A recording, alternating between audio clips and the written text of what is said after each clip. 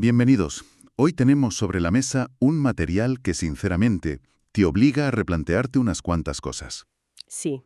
Se trata del testimonio del teniente coronel Philip J. Corso, un militar de altísimo rango del ejército de Estados Unidos. Y lo que cuenta, Parece ciencia ficción. Parece sacado de una película, pero la persona que lo cuenta es todo lo contrario a un fantasioso. Ahí está la clave de todo. Nuestra misión hoy es sumergirnos en las afirmaciones de Corso. Eso es. Porque él sostiene con pelos y señales que en los años 60 tuvo en sus manos los restos de un ovni. El de Roswell, nada menos. El de 1947. Y, lo que es más increíble, que fue el encargado de filtrar esa tecnología al mundo, dando pie a inventos que hoy definen nuestra civilización. Exacto. La pregunta que te asalta desde el principio ¿es posible que el microchip que llevamos en el bolsillo o la fibra óptica que nos trae Internet ¿Tengan un origen no humano? tengan un origen que no es de este planeta? Vamos a analizarlo a fondo porque, como decías, el currículum de este hombre es apabullante. Vamos, que no estamos hablando de un cualquiera que vio luces en el cielo. La credibilidad es el pilar de esta historia. Totalmente.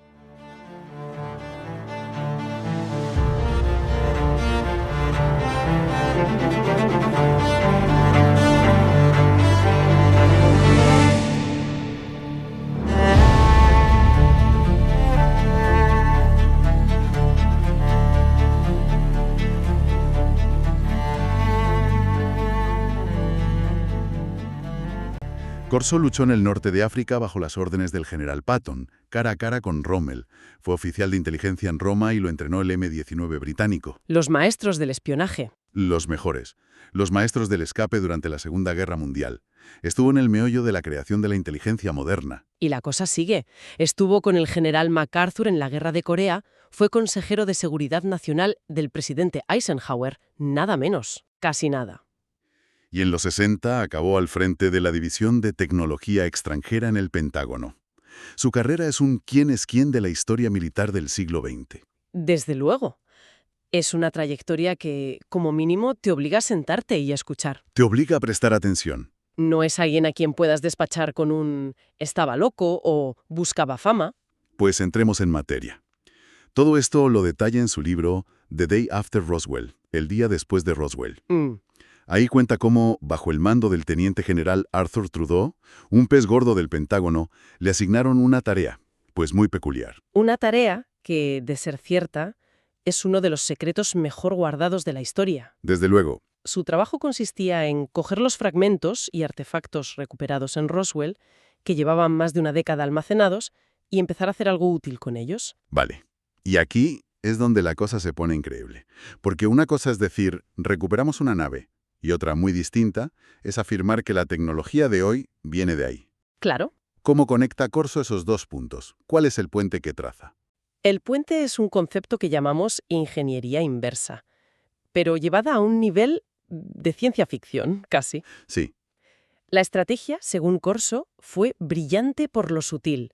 No intentaron reconstruir la nave, era imposible. Claro, no tendrían ni idea. Habría sido como darle un iPhone a un ingeniero de 1940 y pedirle que lo replicara.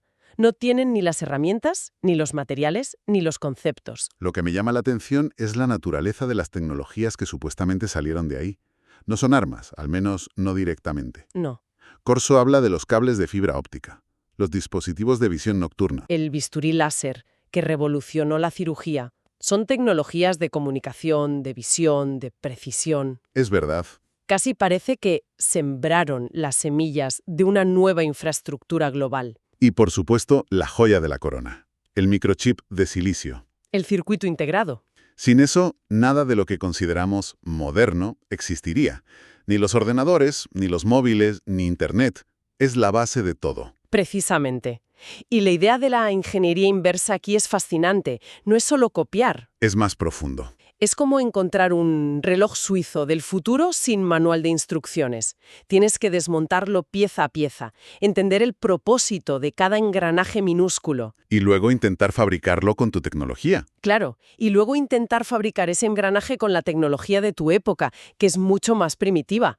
Se despiezaba la tecnología en conceptos, en ideas. Y se sembraban. Y se sembraban en laboratorios de empresas como Bell Labs o IBM, susurrándoles ideas a través de contratos de investigación y desarrollo del ejército. O sea, no les decían, esto es alienígena, No, claro que no. sino más bien, ¿y si probáis a construir un interruptor usando silicio en vez de un tubo de vacío? Exacto, Era una forma de catalizar la innovación sin revelar jamás la fuente. exactamente. Es la diferencia entre darle a alguien un pescado y enseñarle a pescar. Aquí ni siquiera le decían dónde estaba el río, solo le susurraban al oído la idea de una caña de pescar mejorada. Y dejaban que su propio ingenio hiciera el resto. Eso es. Según Corso, este programa secreto explica el salto tecnológico exponencial de Estados Unidos en la segunda mitad del siglo XX. Lo que lo consolidó como la superpotencia indiscutible. Mm. Para entender la magnitud de todo esto, hay que volver al principio. Viajemos a julio de 1947, al desierto de Nuevo México. Vale. ¿Qué pasó exactamente en Roswell, según la versión de Corso? El lugar no es casual.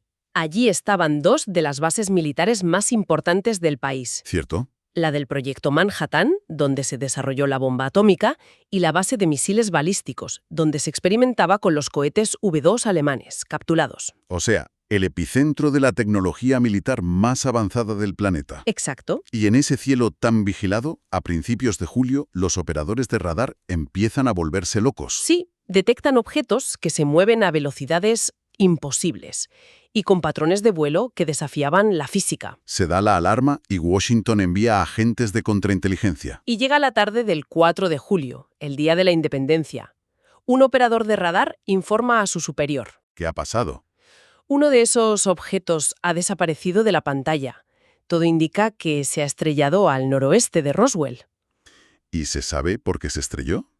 Porque parece un poco irónico que una nave capaz de cruzar la galaxia sea derribada por una tormenta de verano. Es una buena pregunta. El relato de Corso recoge varias versiones.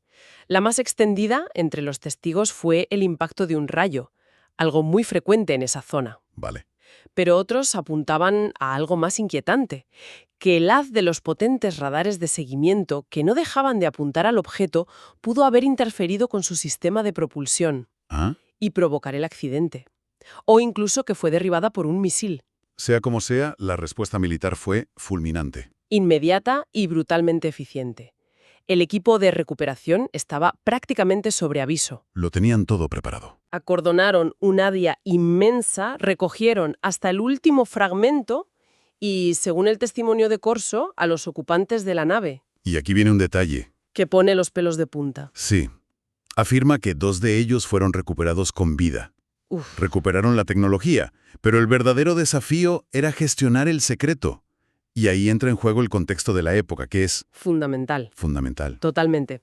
Estamos en 1947. Acaba de terminar la Segunda Guerra Mundial y ya se respira la paranoia de la Guerra Fría. Claro. La decisión de mantener un secreto absoluto no fue un capricho. Tenía varias capas, a cada cual más compleja. A ver, La primera, ¿cómo le dices al mundo que no estamos solos?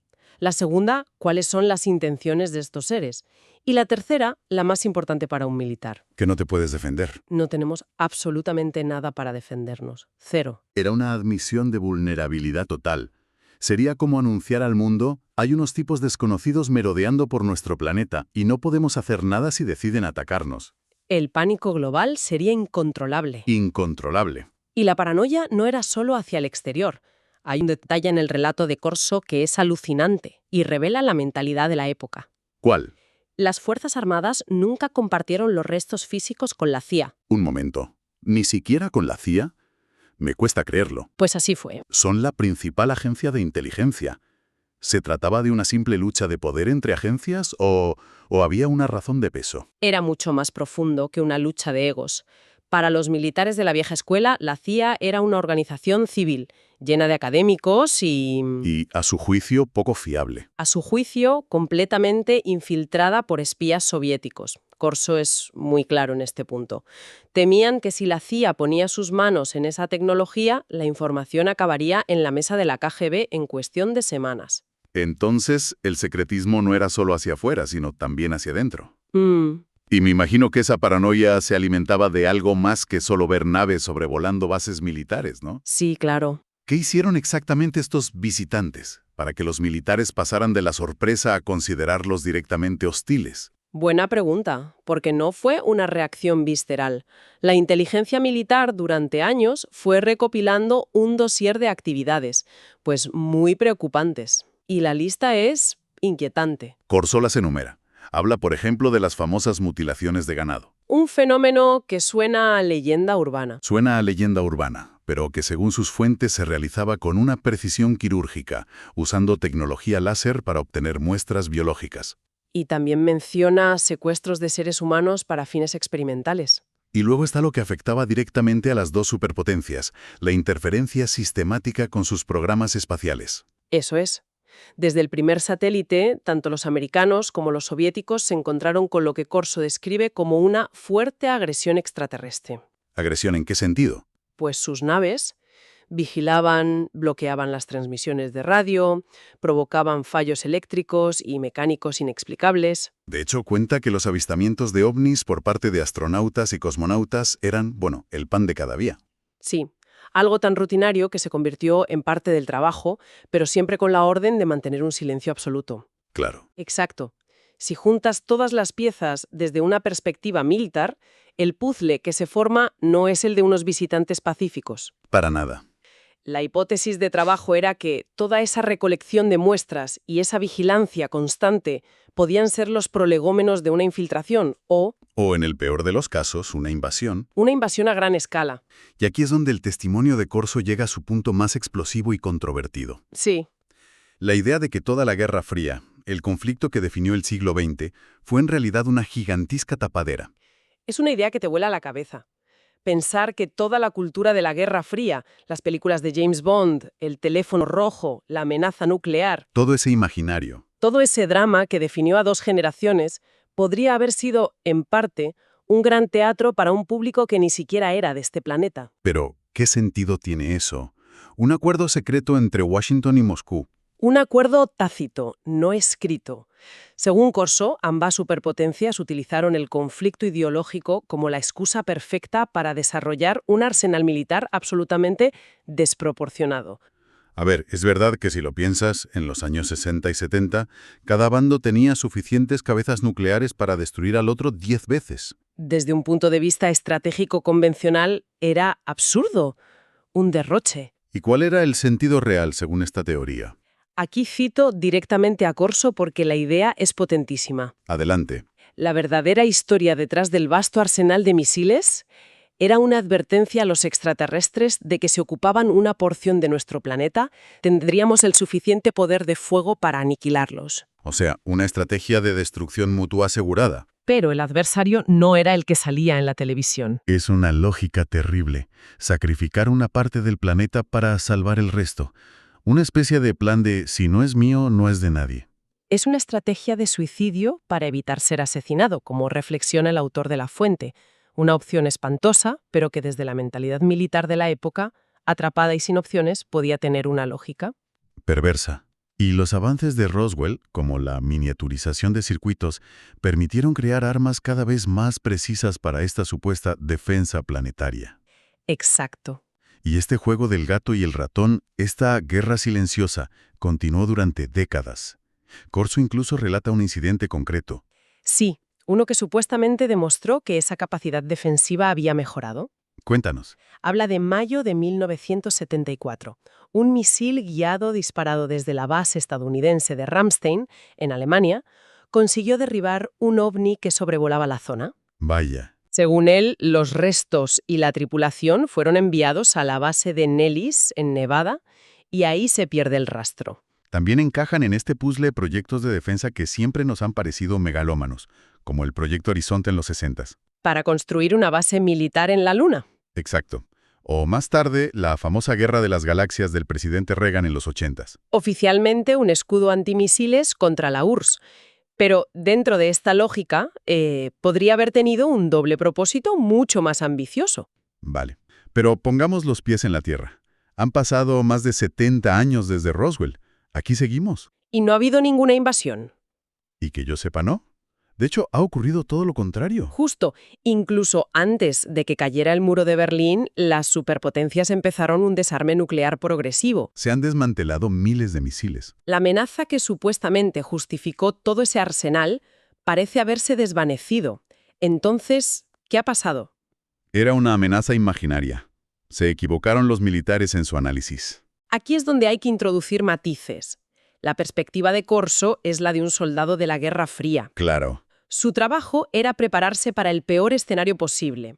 Y desde ese prisma, sus conclusiones son lógicas. Tienen sentido. Pero la realidad podría ser mucho más compleja y menos maniquea. El autor del artículo que hemos usado como fuente introduce aquí una reflexión personal que me parece muy acertada. Sí, y es un punto crucial para entender el panorama completo. ¿Qué dice? Señala que si aceptamos como válida la premisa de la presencia extraterrestre, basándonos en los miles y miles de testimonios que hay en todo el mundo, es muy poco probable que estemos hablando de una única civilización. Es decir, que no todos los visitantes vienen en el mismo barco ni con las mismas intenciones. Exactamente.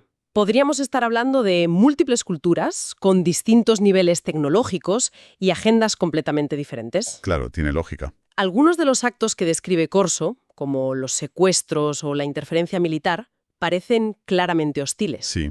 Pero si miras el cómputo global de los miles de encuentros reportados, la inmensa mayoría son benignos. Avistamientos, observación.